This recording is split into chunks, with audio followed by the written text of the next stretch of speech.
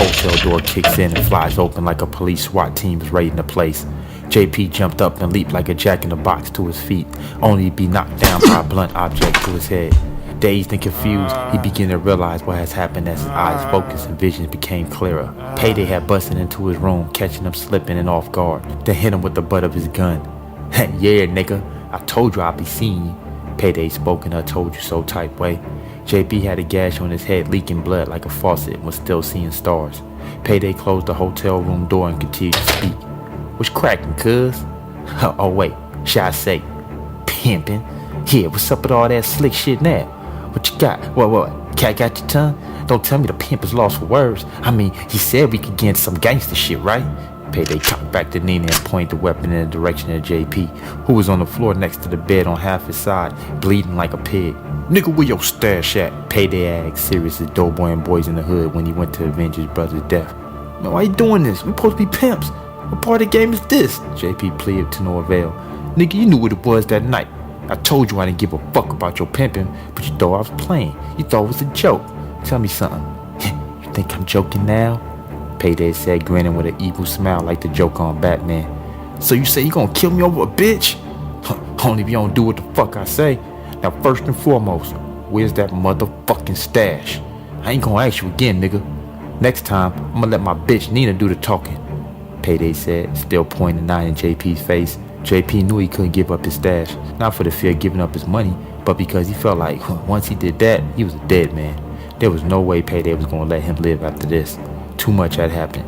JP knew his only chance was to get that motherfucking gun out of his hand. Then it was on. Think fast, JP, think. JP thought to himself as he tried to figure out what his next move would be. At that moment, Yuki walked in, which caught Payday off guard and threw him by surprise. That split second that Payday took his eyes off JP and towards Yuki was all the time JP needed to make his move.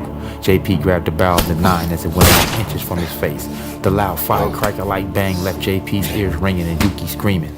As Payday and JP wrestled with the 9, Yuki looked for a way to help her folks. By this time, the hotel manager had already called the police after the first shot was fired and heard. When the second shot went off, the gun was pointed towards the ceiling with both of JP's hands on the barrel and Payday's on the handle and trigger. The shot through the ceiling sent a stray bullet into the room above and hit a guest in the chest while they slept. Yuki jumped on Payday's back to try and help, but it only made matters worse when Payday shrugged her off and backhand pushed her into unconsciousness as she hit the wall then hit the floor.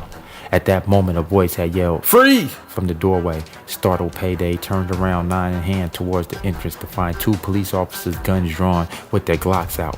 At that moment, everything seemed to move in slow motion like the Matrix. "Drop your weapons!" the police ordered, but by that point, Payday felt like he had nothing to lose. With his gun still raised, he tried to squeeze off a shot, but was denied as he was cut down by a hail of bullets.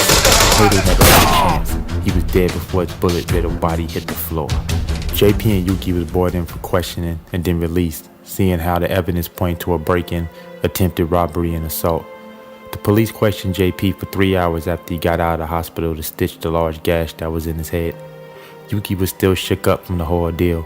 Green Eyes was blowing JP's pager up after she came back to the hotel later that night to find the door kicked in, police, and yellow tape.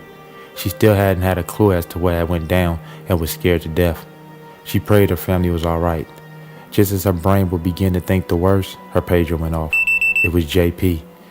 Thank God, she thought to herself after calling back the number and speaking with her folks. JP said he would meet her back at the hotel and explain everything when he got there. Also, they was leaving San Francisco tonight.